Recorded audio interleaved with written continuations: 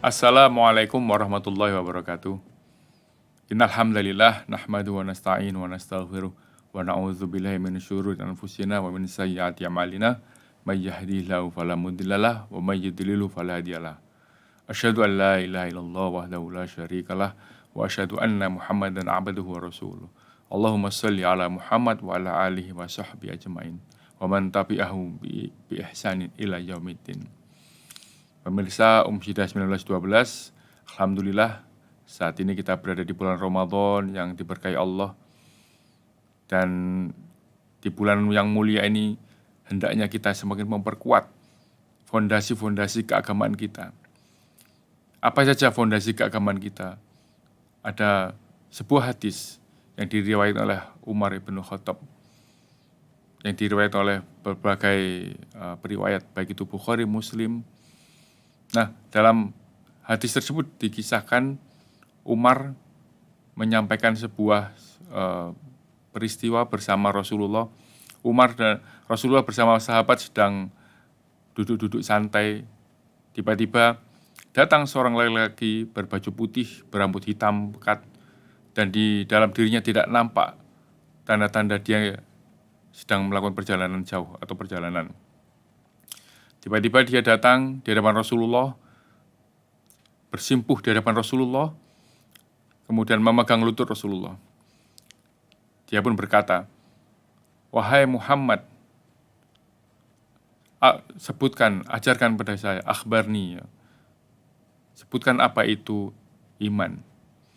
Iman adalah percaya kepada Allah, percaya kepada Rasulullah, percaya kepada malaikat Allah, percaya pada kitabullah, percaya kepada hari akhir, percaya pada kiamat, qada dan qadar, baik itu yang baik ataupun yang buruk.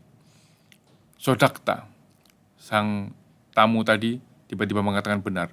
Umar pun dalam hatinya berkata, orang ini bertanya tetapi membenarkan. Keheranan Umar. Tidak berhenti di situ, dilanjutkan lagi dengan pertanyaan, apa itu Islam? Rasulullah menjawab, Islam adalah bersaksi bahwa tiada Tuhan selain Allah, Muhammad adalah Rasulullah, menjalankan puasa, menjalankan sholat, berpuasa Ramadan, membayar zakat, dan berhaji bagi yang mampu.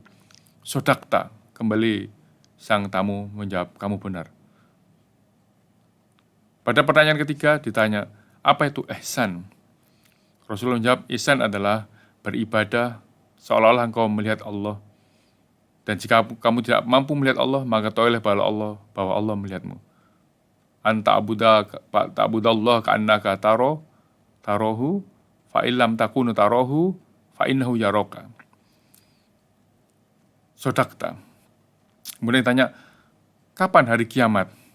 Rasul menjawab, yang ditanya tidak lebih tahu dari yang ditanya. Yang bertanya tidak lebih tahu dari yang ditanya. Kemudian apa ciri-cirinya? Ciri-cirinya adalah ketika seorang budak melahirkan tuannya, ketika para pengembala yang bertelanjang kaki, kemudian berlomba-lomba membangun gedung. Kemudian setelah itu sang tamu pergi. Kemudian Rasulullah pada hadis Bukhari ditambahkan kepergian itu kemudian oleh Rasulullah diminta, coba kejar atau lihat siapa dia. Setelah kemudian dikejar dan kembali, dia sudah menghilang ternyata. Kemudian Rasulullah bertanya, siapakah dia? Para sahabat menjawab, kami tidak tahu ya Rasulullah. Rasulullah menjawab, dia adalah malaikat Jibril yang dalam bentuk manusia mengajarkan kepada kalian tentang agama kalian. Nah, dari hadis tersebut, saya ingin mengambil satu pelajaran penting di sini, yakni tentang iman, Islam, dan ihsan. Iman adalah fondasi dari dasar-dasar keyakinan tentang bagaimana kita harusnya hidup di dunia ini, bagaimana world view, pandangan kita tentang dunia, tentang adanya hidup sesudah mati, tentang Allah sebagai Rob, Allah sebagai pencipta, kemudian tentang bagaimana Allah itu kemudian mengirimkan Rasulnya. Allah memiliki sistem malaikat yang kemudian menjaga alam semesta. Juga Allah mengirimkan kitabullah, petunjuk-petunjuknya kepada manusia melalui Rasulnya. Kemudian kita meyakini tentang hari kiamat, tentang qada dan qadar, tentang takdir. Itu adalah satu sistem keyakinan yang kemudian membuat kita yakin dan kuat untuk menjalani dunia. Bahwa dunia itu akan menjadi penuh dengan makna jika kita meyakini dalam konteks rukun iman tadi. Tetapi rukun iman saja tidak cukup, itu kurang. Karena itu kemudian diperkuat dengan Islam, yang dalam konteks ini kemudian diterjemahkan menjadi syariah. Ini adalah sebuah tata hidup, aturan hidup yang kemudian menopang tata nilai keyakinan kita. Dari iman, kita memiliki tata nilai keyakinan, karena kalau tanpa ditopang dengan aturan hidup, maka kita akan menjadi meraba-raba. Bagaimana seharusnya kita hidup di dunia yang mana Allah sendiri yang menciptakan. Karena itu Allah memberikan guidance, memberikan petunjuk bagaimana menjalani kehidupan di dunia dengan syariah, dengan aturan hidup, dengan menjalankan sholat, dengan menjalankan puasa, dengan membayar zakat, dengan berhaji bagi yang mampu. Ini adalah sistem sosial, sistem ekonomi yang komprehensif ya. Sehingga dengan aturan ini kita bisa bermuamalah, kita bisa beribadah kepada Allah, bagaimana cara beribadah kepada Allah, kemudian bagaimana berhubungan, berinteraksi dengan sesama manusia. Begitu Islam itu sempurna menggambarkan itu semua. Namun, dengan iman, dengan Islam itu belum sempurna tanpa ada ihsan. Karena dengan ihsan ya, bahwa kita senantiasa berada di pengawasan yang melekat dari Allah, maka kita akan melakukan sesuatu yang sempurna. Bayangkan, jika Anda sedang di hadapan Anda sedang ada pimpinan, Anda akan melakukan sesuatu dengan sempurna, tidak ada satupun yang cacat. Anda berusaha untuk melakukan yang terbaik. Demikian juga dengan ihsan. Anda mungkin sudah memiliki keyakinan yang kuat. Anda memiliki menjalankan aturan hidup dengan baik. Tapi dengan ihsan, Anda akan menyempurnakan itu semua. Anda akan berlakuan yang terbaik yang Anda bisa. Misalnya, ketika kita sholat, wajibnya itu 5 waktu, tapi dengan ihsan, maka kita akan menjalankan semua yang sunnah. Kita menjalankan sholat rawatib, qobliyah, ba'diyah, kita menjalankan sholat tahajud, kita menjalankan sholat duha, sholat witir, sholat mutlak, dan sebagainya. Sholat-sholat sunnah yang kemudian sesuai dengan hadis Rasulullah. Dengan demikian, kita akan menjadi lebih melampaui ya.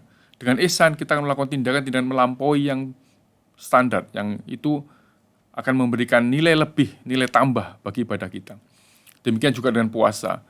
Ketika kita berpuasa, wajibnya itu Ramadan, maka dengan ihsan kita akan menjalankan puasa yang sunnah, puasa Senin Kamis, dan puasa-puasa sunnah lainnya.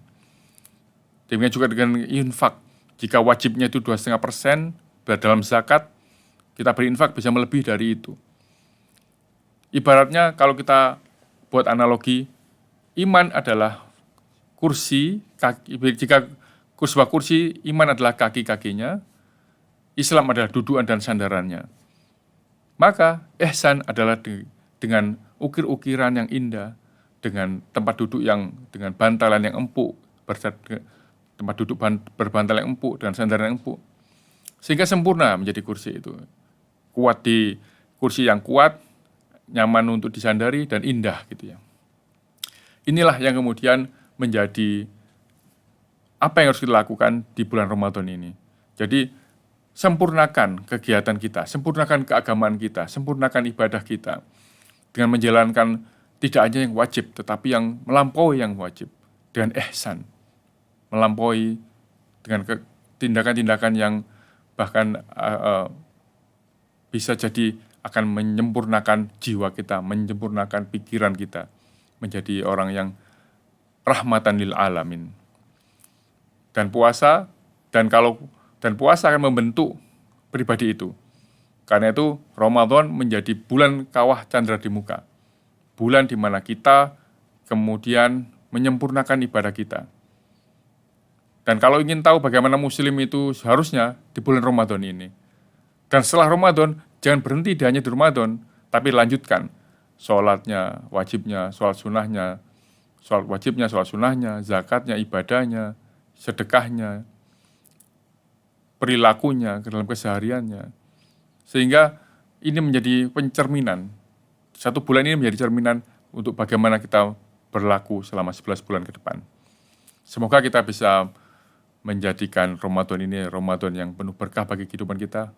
Dan semoga apa yang menjadi kajian kita pada hari ini bisa membawa manfaat bagi saya dan juga pemirsa Umsidah 1912. Mari kita akhiri dengan bacaan hamdalah. Alhamdulillahirrahmanirrahim. Assalamualaikum warahmatullahi wabarakatuh.